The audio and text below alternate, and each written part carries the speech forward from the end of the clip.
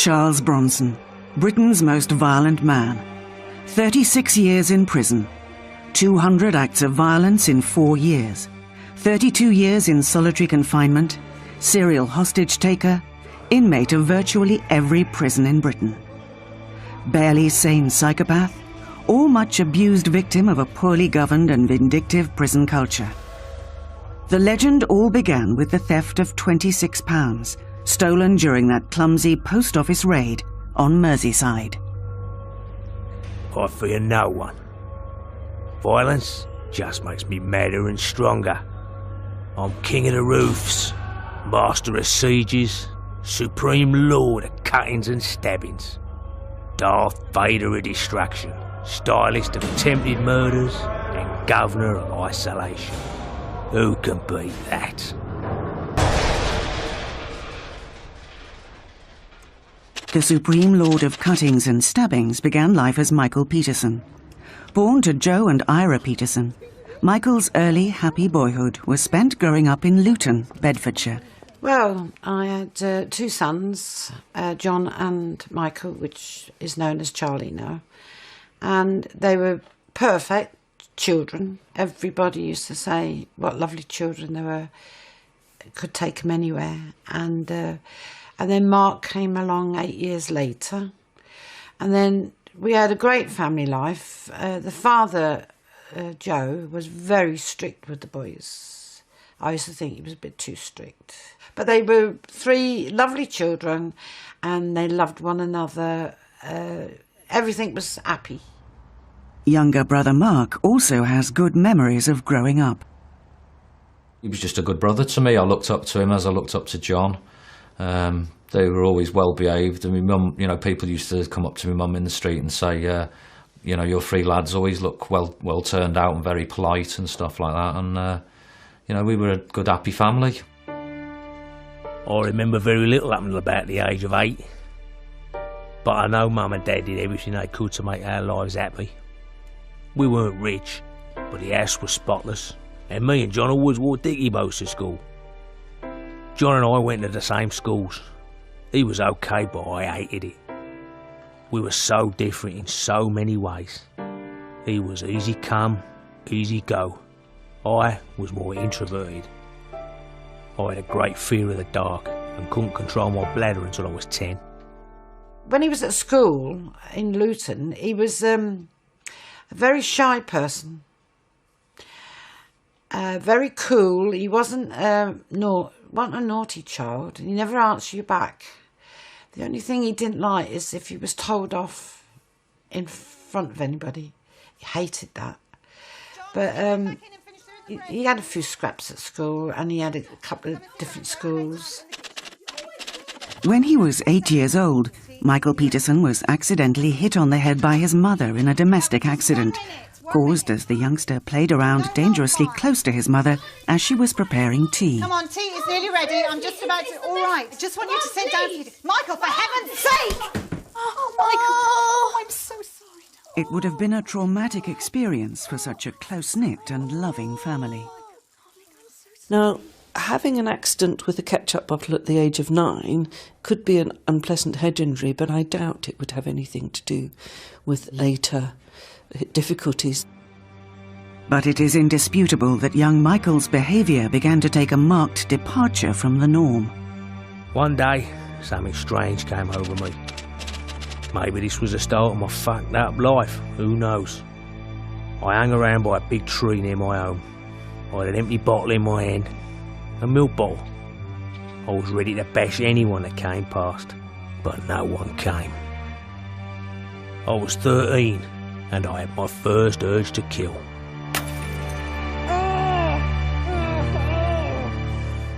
It's very interesting to think about what might have been the triggers for that first episode where he attacked himself with a bottle. He was on his own waiting for his mates. They didn't turn up. Did he feel humiliated? Did he feel rejected? And very often, in my experience in working with men who have problems with violence, triggers to violence is anything that makes them feel that they've been put down, made to feel vulnerable, made to feel needy. He's 13, he's in puberty, And what he finds is that a good solution for feeling bad is violence. I know he was expelled. I've got a feeling, I wouldn't like to say it's true, positive, but I think he is a teacher. And then my mother and father moved to Ellesmere Port. My father was sent up from Vauxhall's, and he missed his grandparents a lot. He was very good to his grandparents. So he said to me one day, he said, I think I'm going to go and move up to Ellesmere Port, Mum, with Nan. Oh, I said, you better find out first if she'll have you, like, you know. And then he met his future wife. She got pregnant. I like the girl. She come from a good home.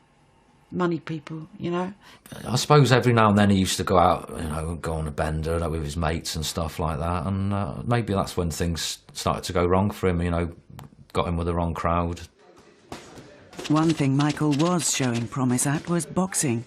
Both his father Joe and his uncle Jack were both involved in the boxing scene. He used to go to the Phoenix Club because his father was a trainer. My dad was ex-Royal Navy, and he boxed for the Navy. He was quite tasty in his day, and I don't know, maybe it's from my dad's side of things, you know, got him interested. Uncle Jack Cronin, he was a Londoner, and he loved Charlie, and Charlie was always around his flat, because Charlie was introduced to so many boxers, which, you know, he loved. It was here that Peterson also met leading boxing promoter Paul Edmonds, friend of the craze and provider of bare-knuckle fighters for illegal backstreet bouts. It was Edmonds who actually gave Michael Peterson his new name. He chose my name. I don't think I've ever seen a Charles Bronson film. Contrary to popular belief, I don't hero worship him. I actually wanted to be called Jack Palance, after the great actor who, in his early days, won prize money as a boxer. Charlie had his first unlicensed fight. He fought the Bermondsey Bomber, who was a savage man. And he landed the first blow onto Charlie, and it was a kick into the balls. So he dragged that fight into the gutter. It was a very savage fight. But for his first fight into the unlicensed game, it was to show you what was to come. You know, Charlie was suited to the fight game. He was a savage man.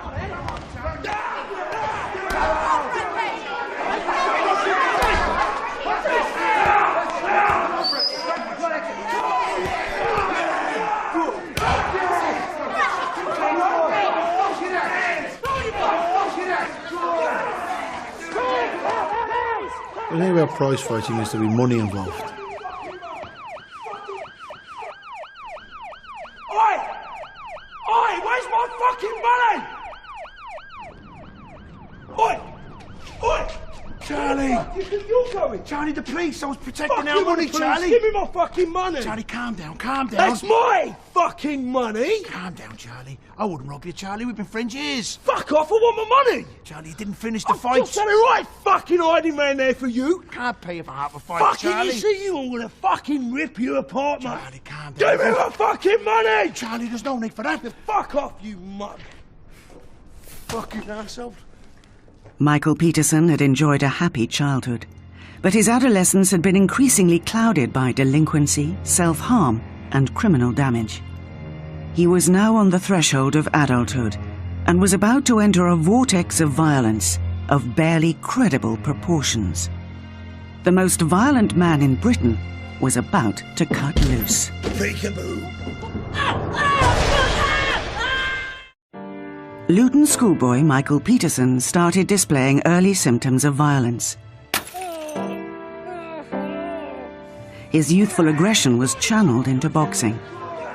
But within a couple of years, he had become a prolific youth offender, leading up to armed robbery, to become Britain's longest-serving prisoner, Charles Bronson. By the time he was 15, Peterson was beginning to commit serious criminal damage. He was first remanded to Risley in 1968, where he was psychiatrically assessed. Upon his release in 1969, he and some friends stole a lorry load of furniture. A smash and grab raid saw him in the dock at Chester Crown Court again in 1971. Incredibly, Bronson was about to get the biggest break of his short, violent life so far. There can be no doubt whatsoever that another custodial sentence is the correct and prescribed punishment in this case. However, it seems to me that there are certain elements to your existence which may point, for once, to a different course of action in dealing with you. You have a loving and supportive wife, and a young son to whom you are obviously devoted, and you had a reasonably secure income as a painter and decorator, which you managed to hold down. Therefore, I will not, in the first instance, add to the 18 months you have already served in youth jail. Peterson, listen to me most carefully. I am offering you a chance, probably the last one you will ever get. Be in no doubt, if you waste it, I suspect you will also waste your whole life. Do not do so. I sentence you to 3 years in prison. Suspended for 3 years. I'd just been given my big break by a judge, and now I was about to blow it. I felt unsettled, unhappy at home.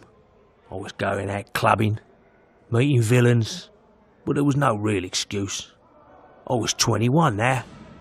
It should have been time to put childish ways behind me. Don't ask me why, but I went out and I got a shotgun. And I sawed the barrel off. This was a very serious escalation of his crimes. Clearly, Bronson was now running wild. But why did he do it? Bronson himself claimed that the death of his beloved grandfather around this time had much to do with it. I got to know Bronson in the early 1990s when I was working as a governor at Wood Hill Prison in Milton Keynes. Most people talk about Bronson the prisoner, but very few people talk about Bronson the offender. And frankly, whilst Bronson has become almost a professional prisoner, I think what people are less aware of is that he wasn't a very successful offender. Bronson had 18 months' experience of juvenile prisons. But nothing could have prepared him for the shock of arriving at Walton Prison for a 7-year stretch in 1974. As he himself wrote about it, the gates of my personal hell were opening. Bronson was put in H-Wing, the section of the old, dilapidated Victorian prison reserved for long-termers. His cell measured 12 by 8 by 12 feet. He was surrounded by old lags who had been there for 30 years or more. He feared he would never see his loved ones again. He wrote later that Walton was a living hell, infested with rats and cockroaches. Visits from his family became impossible for him to bear. Walton was a dangerous tipping point for Bronson. After one particularly painful visit from his wife and baby son, he broke a prisoner's nose and attacked another so violently that he almost gouged the man's eyes out. Bronson was now beginning to be talked about. In HMP Hull in 1975, the authorities assigned him to the sewing room. Bronson trashed the place. In HMP Armley, Bronson began his extreme fitness training, which continues to this day. He also attacked a grass, beating him senseless. In every prison, he stole needles, nails, shards of glass, wire, anything which could cause injury, and used them constantly. In the special unit at HMP Parkhurst in 1976, he attacked a fellow prisoner, Johnny O'Rourke, and smashed a broken jam jar straight in O'Rourke's face. Bronson landed another 20 or so blows with the jagged glass until he was pulled off by prison staff. Bronson's infamy was now leaking out to the press. These savage and bloody attacks were now appearing on tabloid front pages with increasing frequency. Bronson, the story, was born. He loves the attention, the media loves him. He's a story, an ongoing story, one of those stories that never go away. And people love that about crime stories. They love it about criminals who are inside prison. They want to follow their lives. It gives the public something to latch onto, and I think gives Bronson something to latch onto in his own life. It's a curious relationship. Catch-22. Does the media start it and he respond? Does he kick it off And the media then follow what he does. It's a mixture of both. Many in the country were, of course, shocked by reports of such brutal attacks. But around this time, he also started receiving fan mail, mostly female, in prison. Bronson is a combination of both bad and has underlying psychological problems. In particular, I would suggest that he's a classic cluster B personality type, by which I mean he's paranoid, he's narcissistic, he's prone to exaggerated reactions, he sees events in black and white, and he's quite histrionic when things don't go his way. Oi! Nonce! Well, the one thing that is an absolute certainty about Charles Bronson is that there are no certainties. He may well go in his own little world, in his own mind. He may go months where he acts in a fairly normal way, and then you will get outburst after outburst after outburst. It's all down to him and how he wants to play his game. Controlling Charles Bronson when he does get out of control is a real issue. How do you deal with that? Yes, there is control and restraint systems in place.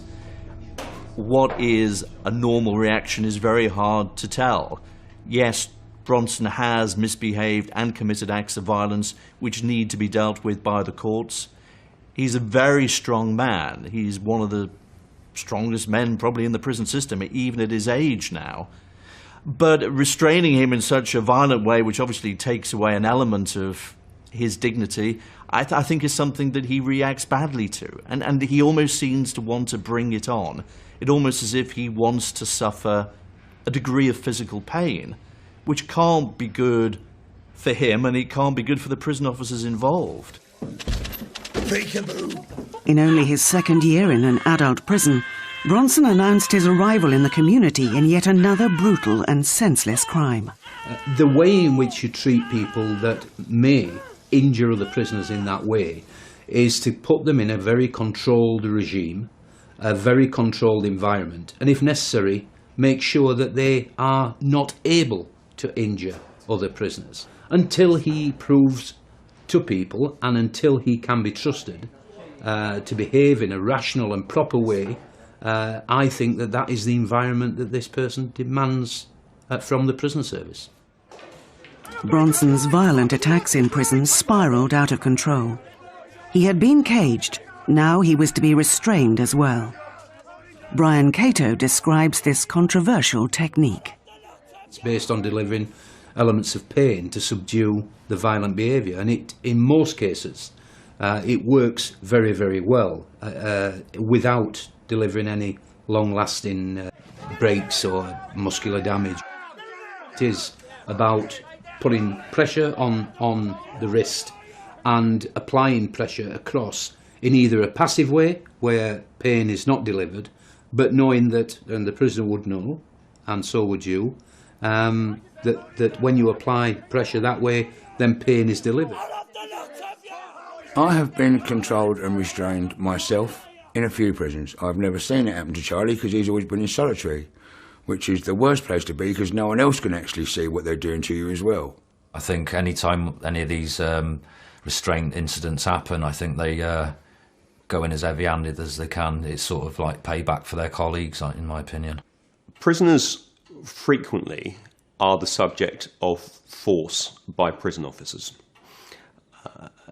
The level of force varies, but the nature of the prison regime means that force is often used on prisoners.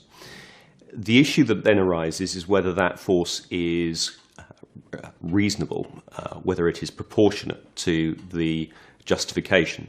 If people do get hit, that's not part of the process, although I have to say, in order to get locks on, sometimes force has to be used, and there is no other way around it. And of course a prison officer is taught to use all necessary force in order to subdue prisoners. I've been to prisons to visit him and they won't let me in.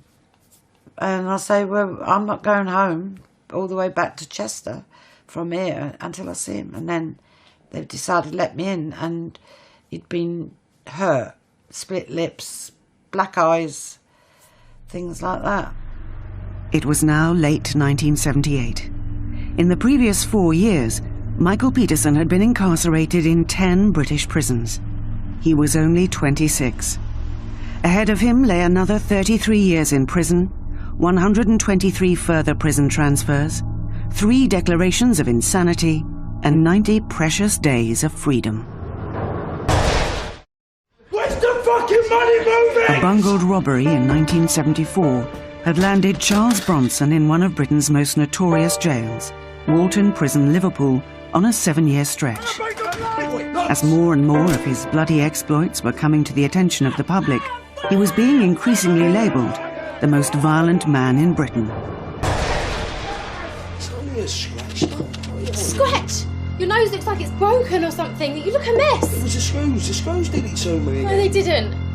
You did this on your own. This is your own fault. You've got to stop fighting. I can't cope outside. Not on my own.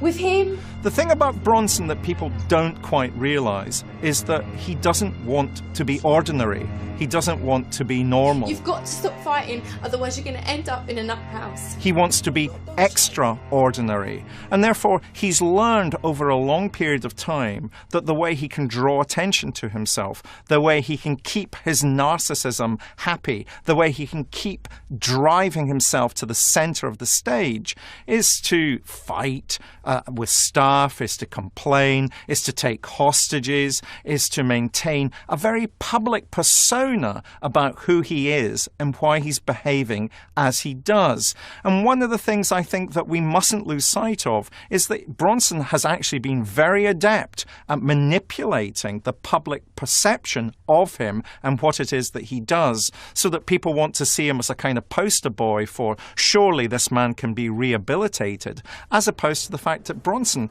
doesn't want to be rehabilitated.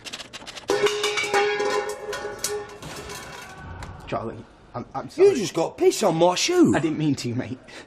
I'll get it. No, it's all right. They're only prison shoes. They're shite anyway.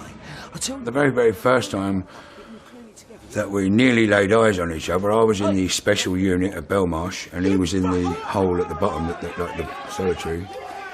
And I think it was about 3 o'clock in the morning, and I heard, "Courtney," and I thought, I'm going to try and do the best South London gangster bit I can. I was thinking, please let that be a dream.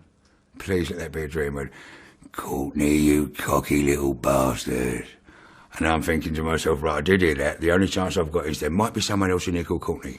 That is the only chance I've got.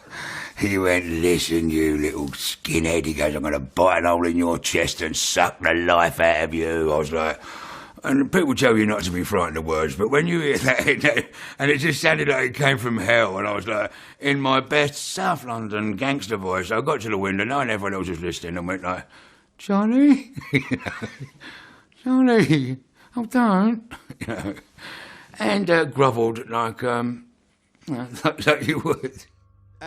Bronson's original 7-year sentence was now being extended over and over again because of terrible crimes against fellow inmates and prison staff alike, including wounding with intent, criminal damage, grievous bodily harm, false imprisonment, blackmail, and threatening to kill. He has currently served 36 years inside, and because of this pattern of violence, has served all but about 4 years in solitary confinement. There's no one more qualified than Charles Bronson to talk about the prison system because he's been in 120 or more prisons.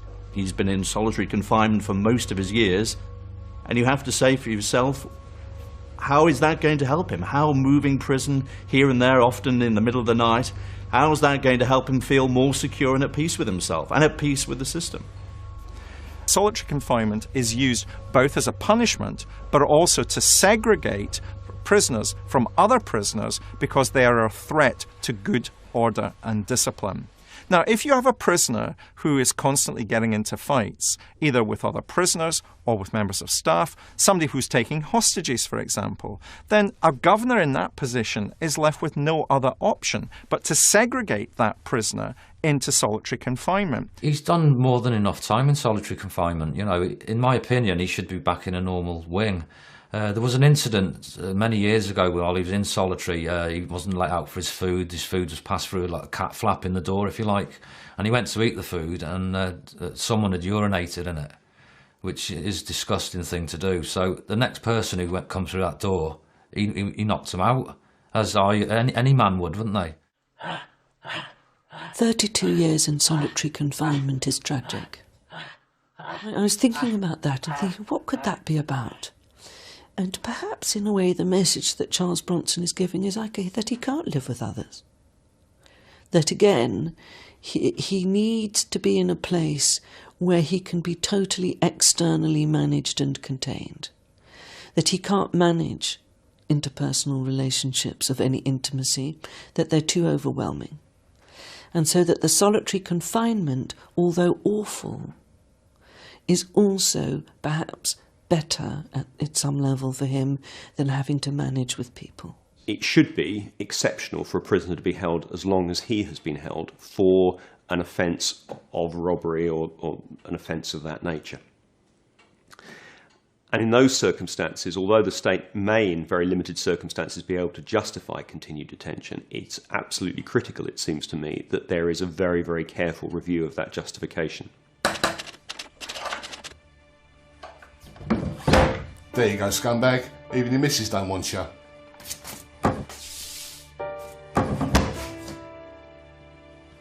This was, in all probability, the final straw for Bronson. The dreadful final confirmation of everything he had been half expecting for some time. Proof positive to him that his personal degeneration had now hit rock bottom.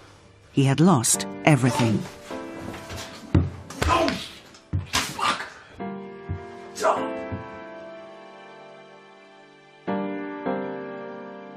It was a smack in the face that I never recovered from. I cried my fucking eyes out that night, in my own emptiness, under a stinking blanket. I had thrown my whole life away. The woman I loved and the son I worshipped. I knew from that night that my life would never be normal. I'd lost everything, including my sanity. I could hear Irene's voice in my head. You'll end up in the nut house. You're going to end up in a nut house, do you know that?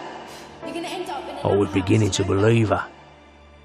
Those charged with the care of Bronson's mental health now became seriously worried. The issue of whether Mr. Bronson is insane is probably not the correct issue to consider.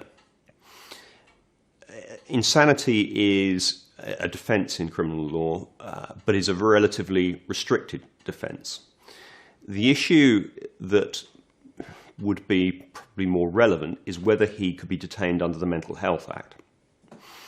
Under the Mental Health Act, somebody can be detained if they need to be detained in hospital for their own welfare, essentially. Now, Charlie, as you know, you've got your parole coming up shortly, and they will be asking questions about your past misdemeanours.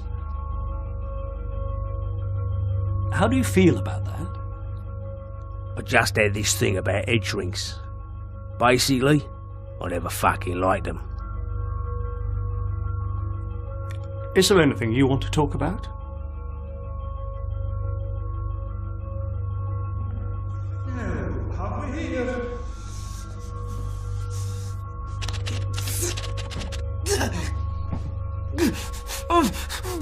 All the teeth seem to be there.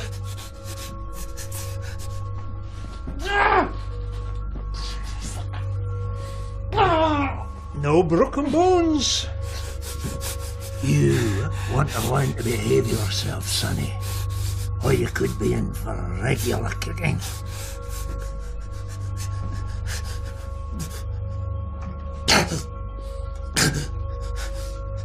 And some more doses of this. The liquid cords?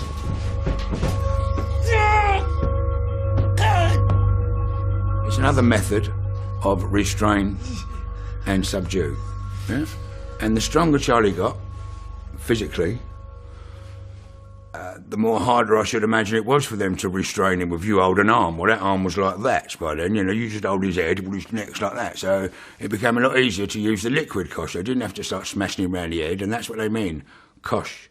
Restrain shouldn't be with a cosh, smashing him. Restrain should be holding him down, restraining him.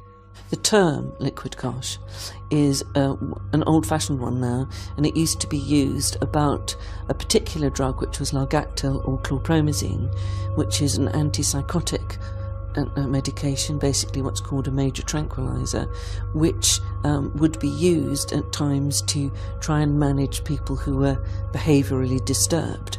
The difficulty about largactil or chlorpromazine is that it has quite a lot of side effects, and in many ways is not going to be effective unless the person is really suffering from psychosis or a mental illness, in which case it could help with that.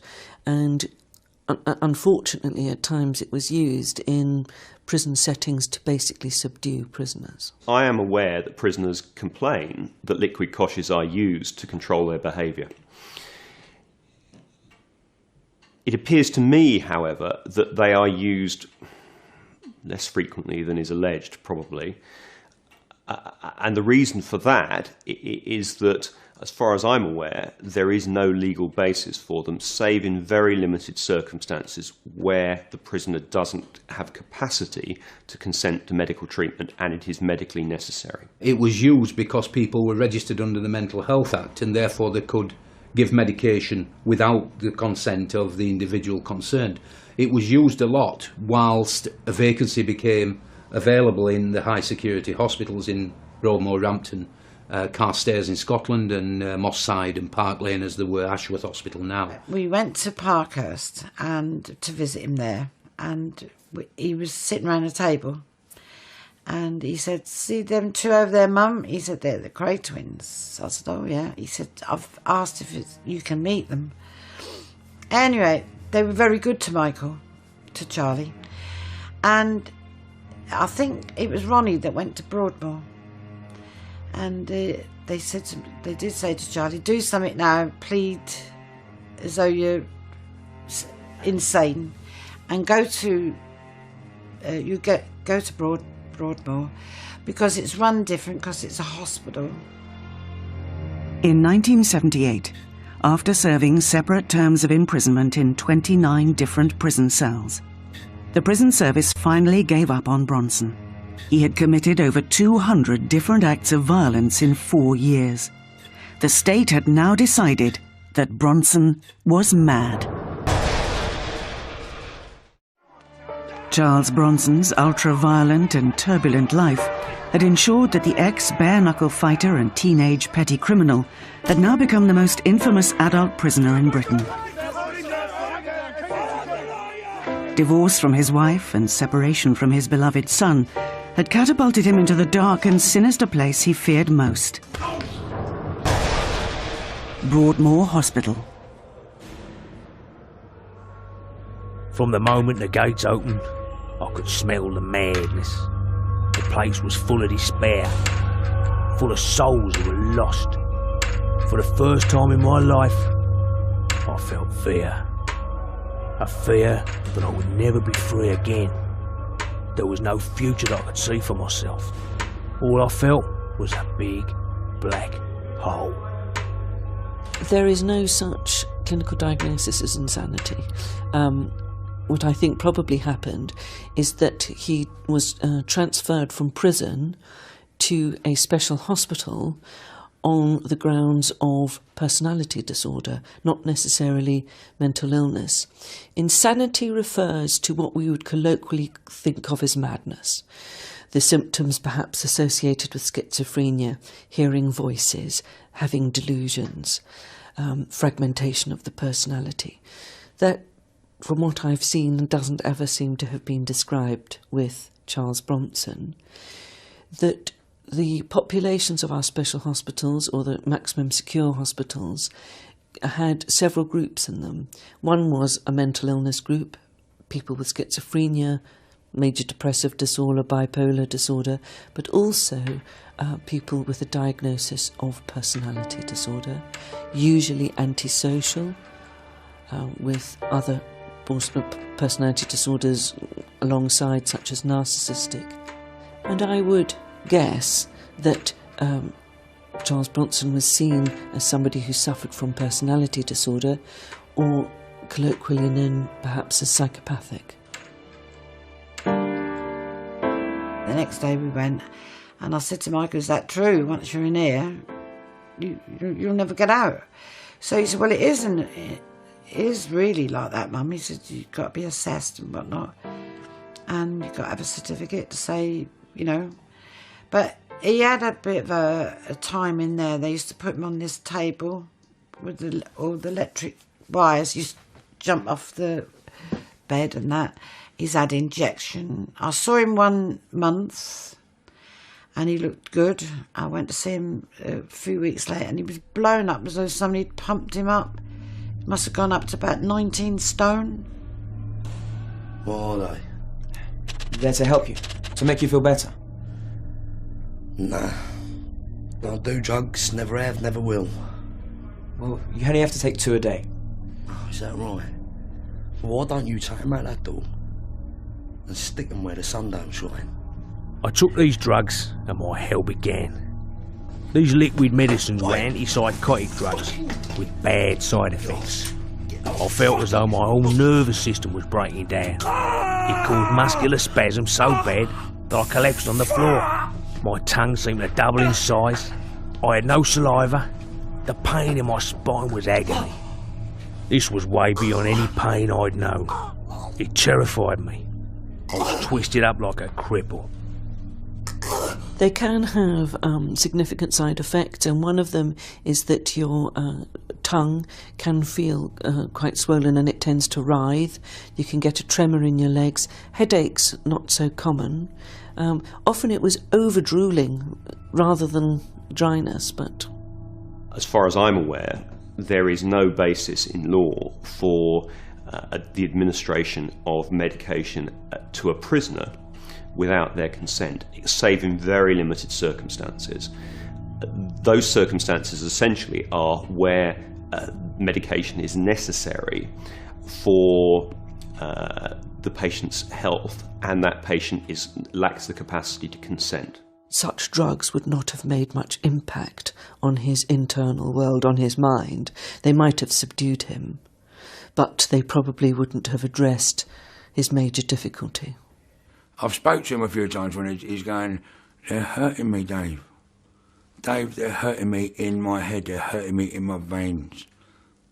You know, and you actually want to genuinely cry for him, because, and I know he's telling the truth, because another day he go, fuck him, listen, he won't even stand beside me on the phone, fuck him, and all that, you know. But the next day it's like, Dave, they are hurting me. You know, all my veins are burning, I'm all burning, they've done something to me. It was inhuman. It hurt me badly. I felt bitter and hateful. But I knew, in my heart of hearts, that I would get my own back. We had a particular military expression that goes back to Roman times called dominate the high ground. Bronson's not on his own. Many prisoners have taken to roofs to demonstrate, etc. And it does get you above the prison wall and in public view. And of course, that way you build up your reputation. In the early 80s, when Michael was in Broadmoor, he managed to get on the roof, and he'd been up there for the best part of a week, and they couldn't get him down. So I was in the Royal Navy at the time, and I got compassionate leave. I met my father there, and after a couple of hours, we managed to talk him down off the roof. And one of the conditions were, you know, he could have a visit with me and Dad. So that they kept their word. He got down there, we had the visit, but we found out later that he was beaten black and blue and put into hospital after that incident. One of the most reported aspects of Charles Bronson's behaviour in prison, and one which sets him apart from most other violent inmates and would-be escapers, is his hostage-taking.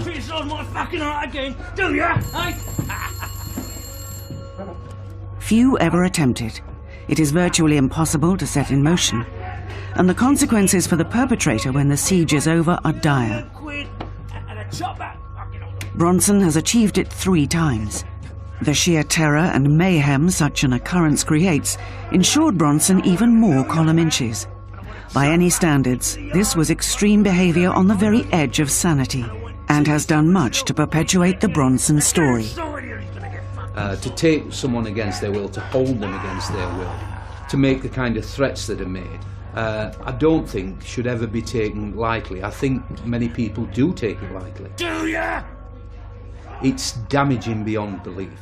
People are so badly damaged that they will never live a normal life again. One area of Bronson's rehabilitation that seems to have met with some success is art. Bronson has had a prolific output over the last 30 years.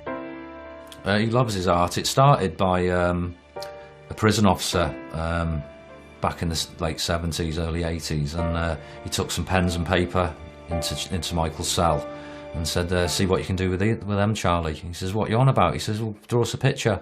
He says, well, I'm no artist. And he said, well, let's prove it, let's see what you can do. And that's how it started. And because he spends all the time in solitary, he's over the years he's got better and better. And his art now makes big money. I look after his art and stuff. And when he asks me to, I send it to different charities and stuff. It gets auctioned at charities, and he makes thousands of pounds for charity. Although Bronson has undoubtedly been much quieter in recent years, the story continues.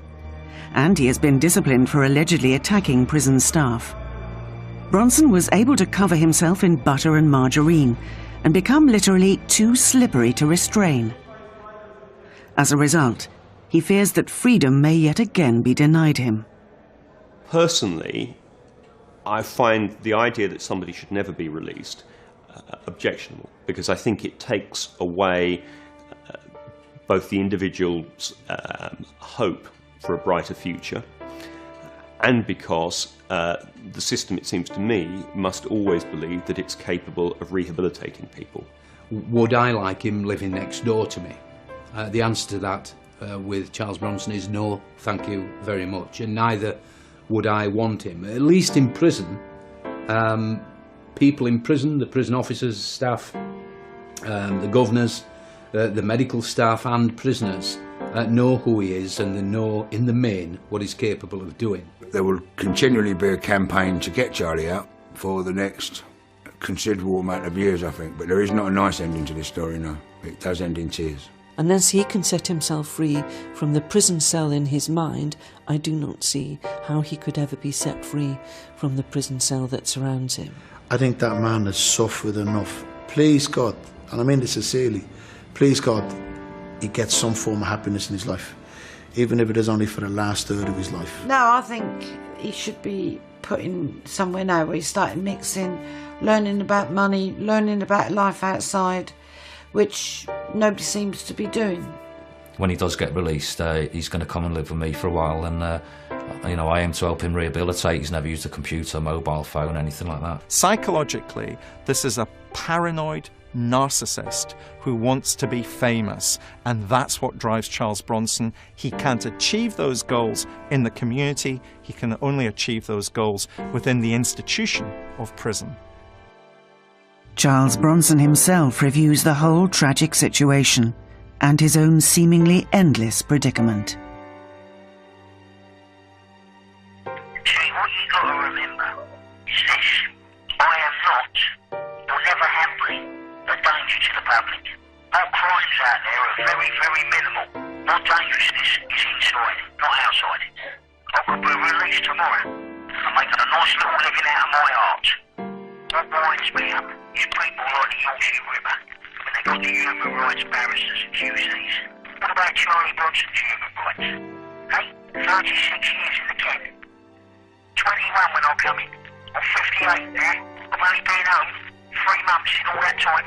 Do me a favour. What about my human rights? It's about time people woke up and smelt the shit.